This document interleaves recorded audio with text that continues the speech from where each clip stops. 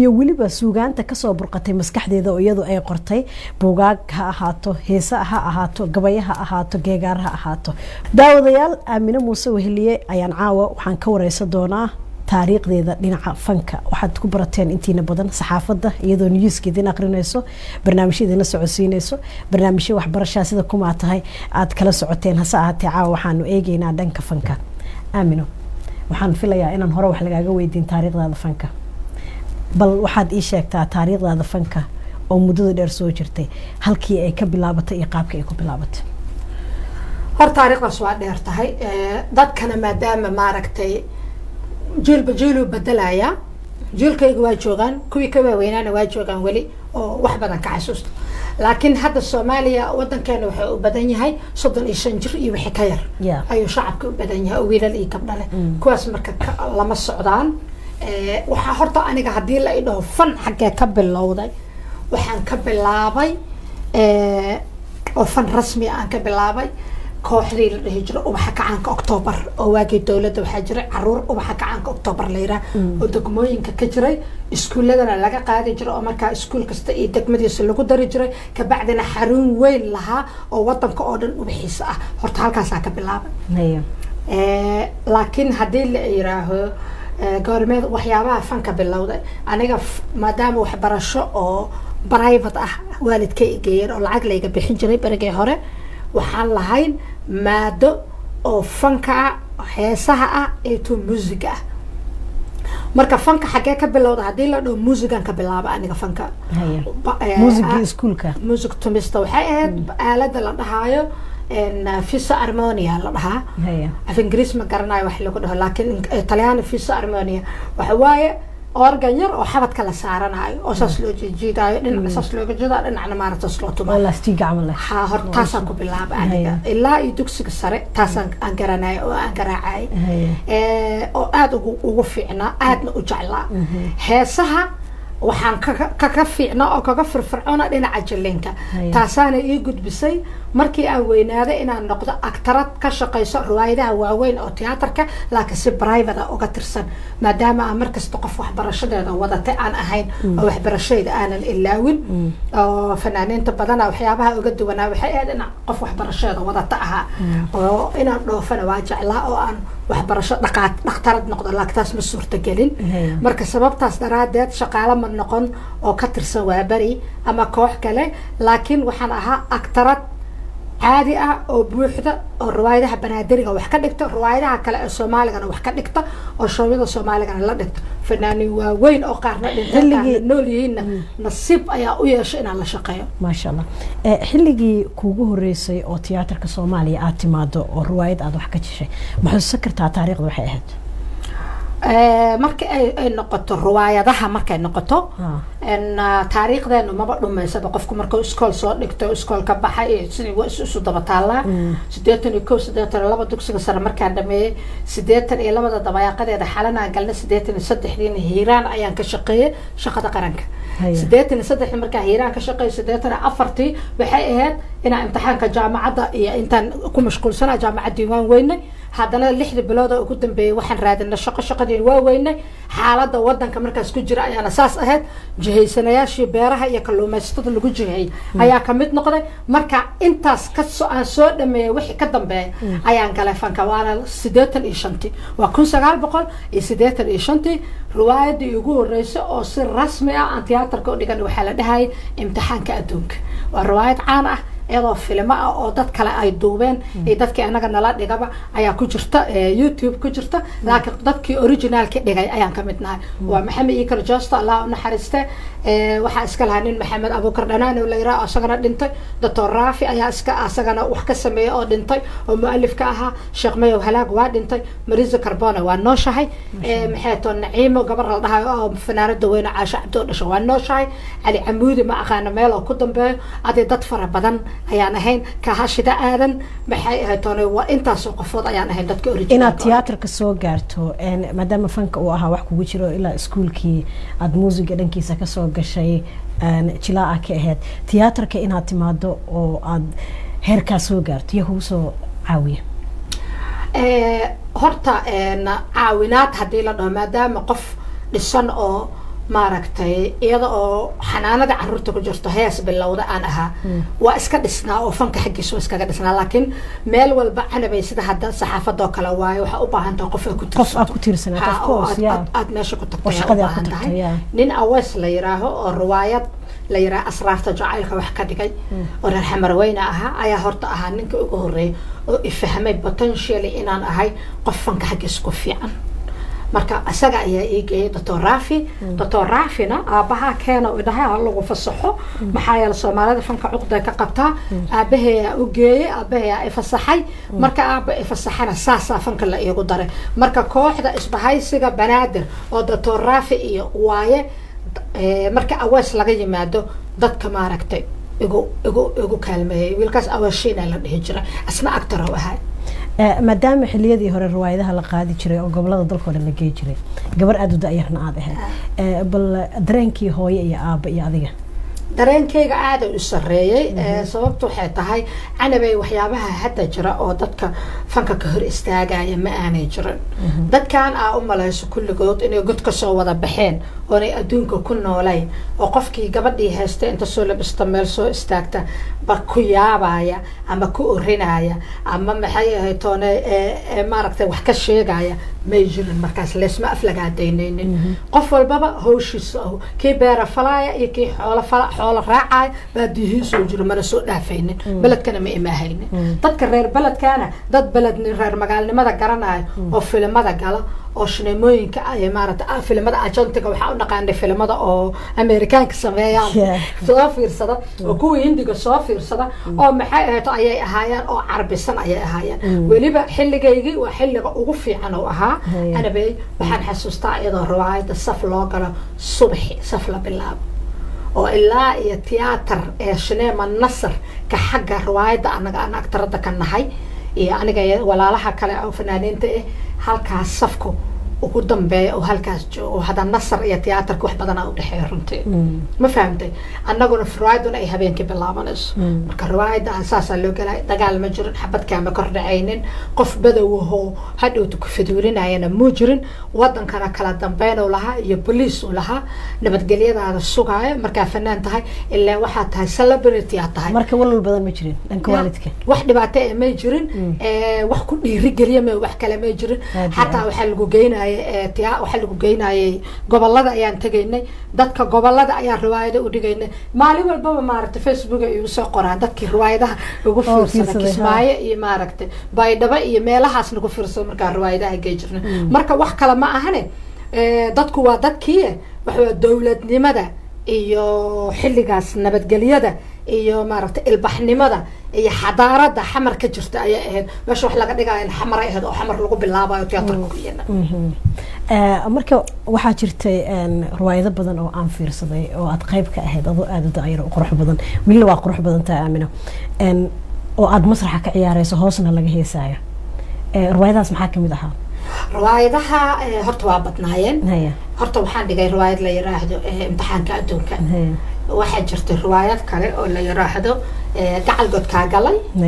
oo ka sheekeynayay aniga qaybtan ku lahaa waxay ahayd dhaqan doorsoonka geerar aad loo jecel yahay ayaa ku jiray Sharif Jack ayaa atoreyga ahaa oo ila dhigay iyo Maxamed iyo Karjoosta labadaba iyo Mariso Carbone ayaan ahayn riwaayadahaas kadib riwaayad waxa jirta waligay ana ilaa weyn oo ilaa hadda qalbigayga ku taagan waxa abwaankii aan nolol ku ogaan raadiye laakiin la sheegay Allah u naxariisto inuu dhintay oo la yiraahdo wadnuhu wadarka ma dhaxay riwaayadaas sababtoo unique xagayga uga tahay waxa waaye waa riwaayadii ugu horeeyay oo actarada koowaad ka noqdo because actaradaha tan koowaad tan labaad tan saddexaad la kala ahaa jiray wixii markaas ka horeeyay actarada labaad ahaa laakiin riwaayadaas waxyaabaha kale iiga duwaneed waxay ahayd riwaayad laba xadaaradood isku sidata oo xadaarada Soomaalida riwaayadaha Soomaaliga caadiga iyo riwaayadaha banaadiriga oo la isku labay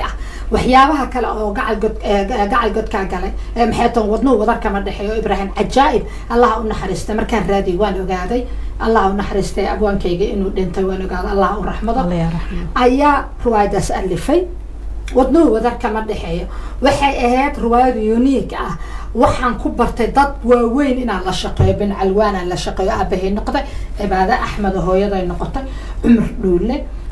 الله نحرسته فنان كان عمر دولة cumar mahdi xasan aadan samatar oo heesta garoodi qaadaya waxaa ku jirtay maxay ahayd toona daa'ud cali masxaf iyo dadka ku jiray tumaay Soomaali jaasaa tuntay maadaama oo gobolada waabari ay dhigayeen ilaahay kuma samadiiday asli maxamed saafi ducaala allah u naxariista war waxaan ku leeyahay fanaaniintii la jeclaa oo waaweynaa ayaa nasiib u yeeshay anoo gabar yara inaan riwaayad la dhigo marka riwaayada sababta ay unique u tahay waxa banaadiriga kaliya kuma koobnayn fanaaniintii kale ay dhexgeysay waa riwaayad runtii aan qalbigayga ka go'in waxaa jirtay xilliyo dambe oo wadanku uu dagaalo soo galay adigoo wanaagaas kusoo koray oo iskuol private wax kusoo bartay masraxii kasoo shaqeeyay tiyaatarka Soomaaliya dadkii soo fuulo caanka ka noqday wadan kamid ahaa burburkii markuu dhacay sidoo xaalkaagu noqday riwaayadihii ma sii waday iyo howlihii aa waday mas wixii dhan way kala daateen waan waday ilaa dagaalku ku dhacay waliba waxaan ku jiraa waxaan ahay qofkii ugu dambeeyay oo aktarad ka ahayd kamid ahayd aktaradaha waa badnaayeen kamid ahayd riwaayada dagaalka ku dhacay marka BM ka uu bilowday oo USC da inta maaragtay dagaalkoodii iyo dawladii Maxamed Siyaad Barre riwaayadii tiyaatarka lagu dhigaayo oo markaas dawladda intay jirto lagu xiray tiyaatarka qofkii aktarada ka ahayd ahay aniga maxaa la dhihi jiray riwaayadaas waxaa la dhihi jiray gacal godka galay waxay ahayd waxaa la dhihi jiray waxaa la dhihi jiray riwaayada halmaan ma dibaa kasoo helaysaa hay dadkii ugu dambeeya kamid ahayd marka oo riwaayad ku dhiga tiyaatarka riwaayada waxaa la dhihi jiray socdaal iyo sir jacayl waxaa sameeyay Axmed Naaji annaga naga hor laba jeer oo kale ayaa gabdho kala duwan soo dhigeen Maryam Liliana iyo ayaa koow dhigay markii labaad waxaa dhigay Khadiija Qalanjo iyo Faynuus Sheekh Daahir waatan hadda ku jirta YouTube-ka markii saddexaadna waxaa dhigay aniga iyo Cadar Axmed Kaahin oo hadda degan maarta North America degan Maxamed Ikar Joosto محمد عبد السالم يا الله ونحرسته عبد الرزاق كوكاي ayaa dhigay waxa xataa erayada markii dambe contribute gareeyo las oo erayo ugu dardaray Cabdi Maxamed Amiin Allah ونحرسته Axmed Naaji Allah ka riwaayad iskala riwaayad aad u masraxiyad fiican ayay ahayd haddana heesaheedii la helaa laakiin muuqaalkeedii maarata nasiib xumo lama hayo marna way isku dayday inaad heesa qaado intii riwaayadaha adigaysa maadaama fanaaniinta aad ku dhex jirtay heesaha maya hees ma qaadan aniga sababtuna waxa horta heeso waa qaadi jirnay heesaha safka maarata marka qaarkood oo dadka bulshada guriga ay safka la galay waa qaadi jirnay laakiin qof walba taqasus oo lahay anab sida hadda taqasuska oo kala leenahay kale Maxamed Soomaali iyo GP taqasuskooda koowaad u yahay farsamada taqasuskooda labaadna markaas aan noqonayo skillkooda labaad oo wariyanimada noqonayo aniga adiga skillkeena koowaad oo yahay wariyanimada skillkeena labaad oo kala noqonay saas oo kale ayaa fanku kala ahaa fanku ma ahayn iska dhexbood ma ahayn qofka meeshu ku fiican yahay ala fiirnaaye marka aniguna heesaha ma jeclayn oo iskuma wadayin laakiin kastoon markii dambe galaalna heesa ka sameeyo bilaabay ya laakiin heesaha safka heesa badan aa jiro wallahi oo markii dagaalka xataa dhacay ay wax ka qaadnaa jiro laakiin waxay ahayn heesa badan oo wadarta loo qaadayo saf lagu qaadayo ay ahaayeen marka dhinaca heesaha aniga mee taqasuskayga dhinaca fanka markii la dhaho yaraantii muusiga ma ahane ka bacdi waxaan ahaa jilinka heesahana si hadii la fiiriyo dhinaca banaadiriga iyo riwaayadaha kale waa kala duwanaayeen riwaayadaha banaadiriga waxa waa ina heesaysa la moodaa heeska wata qofka soo heeska u xafidayo heesaga adeer u xafidayo because waxa sameeyna lib afka maaragtay ama muujina sida TikTok oo kale sameeyna hadda sidii waxa bedelay u sameeyaan fanaaniinta kale adigu sameeyay laakiin codka adiga ma aha hoosa laga soo heeso haya qof codkeeda aad u qurxoon laakiin waa wanu nuxsanaysaa adiga marka ciyaarta iyo xarakada iyo kuwaas tab ku ahayn anaka aadiya hadda sheenadaas waa la bedelay waxyaabo badan oo lagu bedelay booskaas lagu buuxiyaa jiraan oo adduunka casriga ah hadda waa laga helayaa mar aan barnaamij ku dhignay Hargeysa magaalada Hargeysa masraxiyada meesha aan barnaamij ku dhigan waa magaalada Hargeysa waa hees iimaaw la yiraahdo iyo hees badan oo aniga Cabdisalaam Jimi Allah u naxariistay aan sameynayna waa ku jira YouTube-ka aamino yaro timaha u jaranayno cambur gaaban xirano wagaas maadaama aan suurtagal ahayn karsan TV si u ciyaarno in badan oo daawadayaasheena kamid ah waxaan filayaa in barnaamijka markay daawadaan ay YouTube ka baari doonaan isla markaana ay arki doonaan aamino gabar yar oo jaanta iyo cirifta isla qaadaysa inkastoo aamino sidii ay taagan tahay aamino waxaad bilowday in aad wax qorto especially gabayada iyo gaagaarada iyo qaarkood laga sameeyay heeso caana oo maanta heesaha loogu jecel yahay ay ka mid yihiin goormee kugu dhalatay in aad qoraal bilowdo mise weligaaba way kugu jirtay waxaad isleed qofku markuu yar yahay isma soo banaan bixi karo oo waad qori jirtay mise waa wax kugu dhashay burburkii kadib iyo markaa qurbaha timid maya walaashay ulama jeedno isma soo banaan bixin aniga waxyaabaha aan qoro oo dhan oo siiba heesaha iyo gabayada waxaa wax ka qoraa aniga dareenkayga gudaha iyaga jiro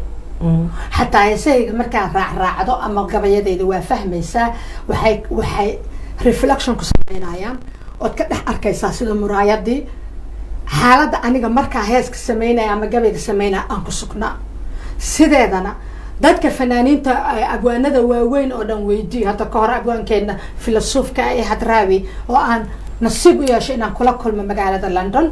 wuu ka sheekeeyay wuxuu yiri abwaanku wax iskama alif horta anu abwaan ma ahi waan iska diiday kelmadaas sababtu waxay tahay inta hadraawi abwaan noqdo oo Ismaaciil Mira Allah naxariistay abwaanaha oo Sayd Maxamed Cabdulla Xasan iyo Xaaji Aadan Afqalo abwaan ahaayeen oo Cabdullaahi Dhoodaan abwaanaha aniga abwaan isku tilmaamay maxaa diiday maya ma ihi abwaan waxa u diidaa waxa waay heer ay jiro ani waxa heer fiican ka gaaray saxaafada oo cid iga haysata aanay jirin marka laakiin aan ka dhex galo anigu ilaa xad aqoon ayaan ku leeyahay in muddo ah qaabka aad wax u qorto iyo waliba heeso badan oo aadan soo bandhigin oo waliba waagtaada ka buuxo iyo gabayo badan oo dadku aysan aqoon oo adigu aa qortay marka aan arko waxaan is irahdaa hadraawi maadaama hadda uu naga weynaaday oo Allah caafiyo uu xanuunsan yahay aamina waaba la tartami kartaa qaabka aad wax u qorto maxaa diidaya inaad noqoto hadraawiyadii haweenka okay ما لكن هدراويته هبانك حتى من نقول كلا أنا بحال كل نقول كل سببته عند وكل محاكو ديدا بكس قرار كاي سواء فسرها يا سببته هرت وحواي قف وحكست كفي عن مجرى مدة كلا أنا جو حكسو هرجيدا كونسبت كا أما فكر كا والله رك هذا فيسبوك هون هبل أبوان هبلو أبوان هبلايو قف هالفاس أما الله بهالسوق بس إذا أبوان تسكوب يا رئيسو وحكلا إسكدا أنا وحن كحشودا وري آمنوا إن المالها كقرطو إسكدا وحكلا بكس وحدة ديدا أنا هب إسلوينك واي وري النمدنا ولا يجوري وأنا لا يجوينا وأنا لا يجفعنا شكر محمود أفرح يفادم هي رتقيا أو أن كضي دا أنا أياد جوجا أو وري النمدي يجوينا مرك حرطة dadku hay yiraahdaan waxa aniga ay arkaan inaan ahay inaan ku fiicanahay ha isyaano title-ka laakiin aan horta title isma siiyo tabiiciyan marka sababtaas daraadeed ayaanan abwaanad hebla isdhayn inkastoo hadda wax buug laga qori karo aan sameeyo sugaantayda ay tahay laakiin koow aniga miyima ku dhalanin xamara ku dhashay marka xamar ku dhashana qofka markuu xamar ku dhasho dhaqanka miyiga iyo xoolaha iyo quruxda miyiga oo na suugaantiisa qabadsiin kareen abwaan buuxa ma noqon kara anab ma fahamta abwaan buuxa ma noqon kara sababta xitaa suugaanta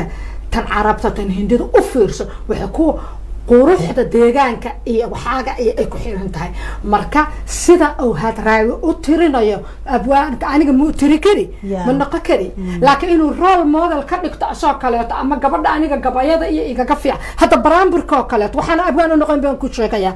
halkaas baraamburka oo kaleeto abatal umraadkay baraambur ma sameyn isku ma dayin mana boodin xataa ba aqaan si loo boodo ma aqaan si loo tirsha ma aqaan si loogu luuqayo ma aqaan laakiin jiiftada aqaana ay gabayada jiiftada iyo geeraarada ayaa aqaana taasna waxay saacidayso intii faraha badnayd because riwaayadaha banaadiriga iyo riwaayadaha kalaba waxaad xafidaysaa riwaayadiiba 20 geeraar ta kala 20 geeraar ta kala marka dhowr iyo 30 riwaayadood dhigto iyo barnaamij geeraaro fara badan oo already haysta carabkaaga waa la qabsanaya ma fahamta taasa marka ii sahasho inaan xafido marka anigu horta kelmada abwaan waa iska diiday mana rabo laakiin inaan dadaalo oo aniga wixii feelingkayga ama dhaxda iiga jira aan soo saaraa marka aan sideedaba aan wax alifay murtidii kuugu horeyso oo aad qorto buuggii ugu horeeyay oo aan qoro horta alwasaada la dhihi jiray laakiin Soomaali intaan joogaan qoro laakiin naba weligay ma daabicin shaka cajiib ku saabsanaa laakiin waxyaabihii dagaalada ku dhumay ayuu galay xataa dib uma soo nooleen karo maadaama aanan daabicin marka waa qore ma dhihi karo laakiin intaana buug qorin waxaa jira columns ayaa aad u qoray waxyaabaha because qofka qoraaga ah inuu buug leh ka bilaabo qasab ma aha maqaalada columnska wargeysyada wargeyskii qaran oo xamar kasoo bixi jiray mid hooya la dhahayo aniga aan lahaa oo anigaba aan aasaasto sameeyey mid kale oo laacib la yidhaaho isboortiga xaggiisa oo baryo dhan ka shaqayn jiro gudoomiye u ah wiil xuseen qaasim nuur shiiqa la dhahayna uu editorka ah meel fiican gaaray marka waxaa jira xataa wiilal maaragtay website-kooda hargeysa maaragtay kasoo bixi jiray oo magazine samayn jiray oo iyagana contribute gareyn jiray marka horta inta maqaalo aan qoray ayaaba buug noqon karta haddii la isku geeyo laakiin buugga ugu horeeya oo aan rabo inuu noqdo buugga ugu horeeya oo la arko aamina qorto waa kaan noloshayda ka qoray wax badanna aan sheegay haddana coronaviruskee nagu yimid waxay ahayd inuu soo baxa ayay ahayd maxay ahayd toona sanadkan bartamihiisa 1 August oo ku aadaneed 20 sano wadankan markaan joogo laakiin dib u dhicii coronaviruska dartiis ayuu buuggii dib u dhacay sanadkan adduunkii hore dib u dhacay waa soo saarayna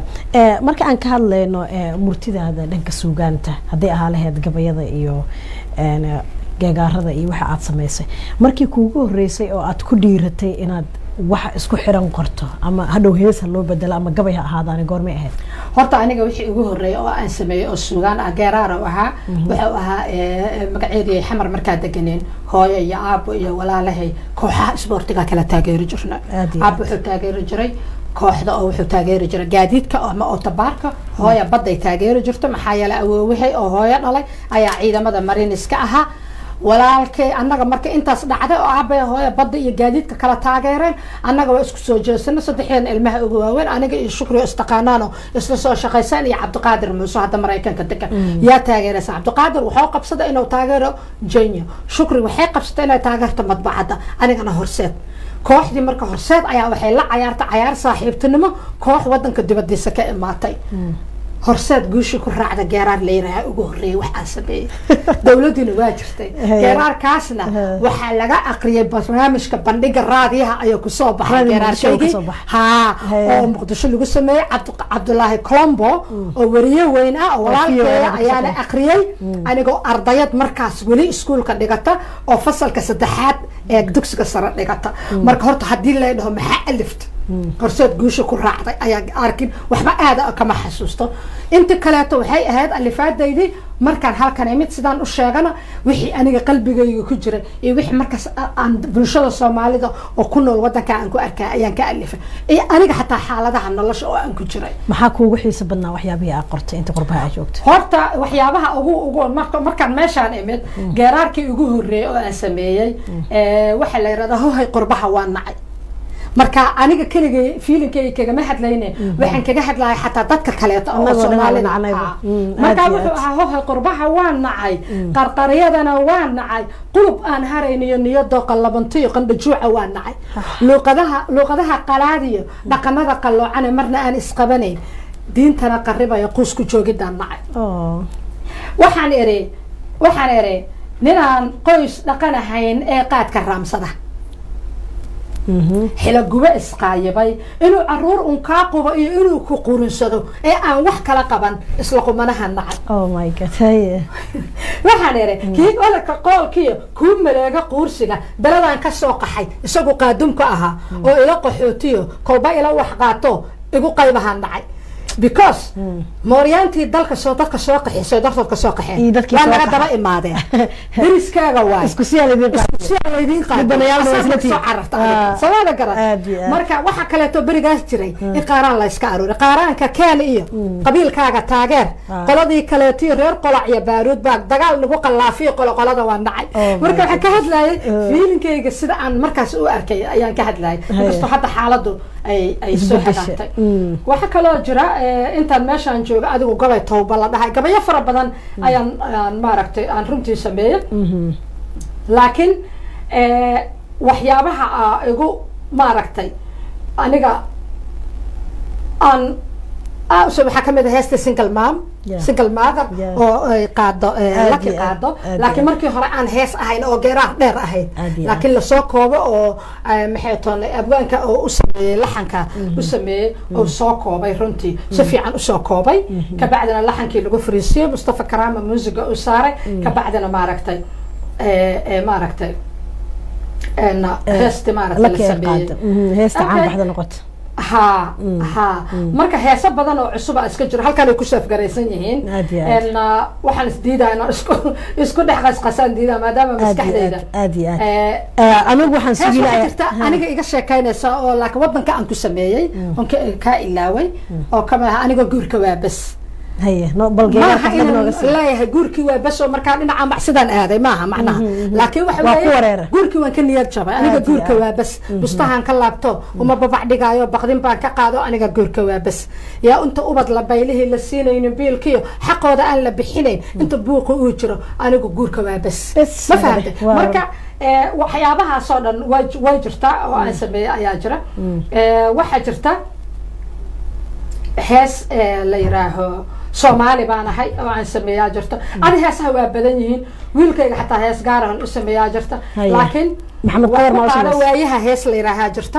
oo aan sameeyay laakiin aan wali iyadana la qaadin hees wiilkaaga bal noo dhigay tii wiilkaaga u sameeyay wiilkayga maadaama aad arooski aan la qaadin dib aan u dhiganayaa waxaan doonayaa inaan bugay ku soo daro dunidii waa la wada dalka ka sheegtay qof dhaara soo sameeyay ku bedelayaa hees waxa jirta wacdi camal ah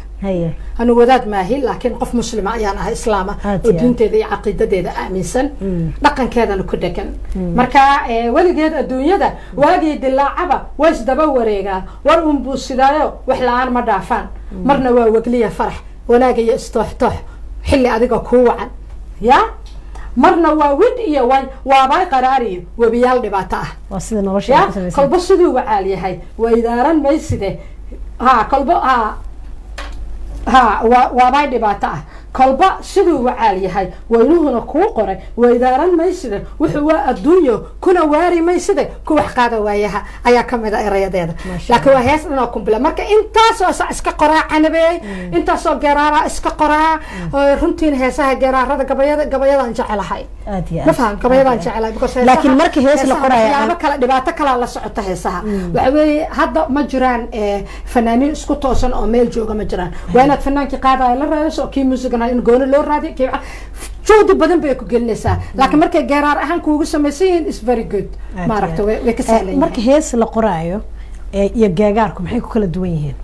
يا marka geegar qorayso iyo marka heesa qorayso maxay ku kala duwan yihiin waxba kuma kala duwana heesta waa inaad un hees ahaan u soo koobto because heesta wax badan ma noqon karto laakiin geeraarka wuu dheeraan karaa gabaygan wuu dheeraan karaa waad aragtay gabayada dheer oo maarta abwaaninta ay sameeyeen hadda gabayada waxaan u maleynaa waxa ugu dheer gabayada hadda jira oo koobka qaaday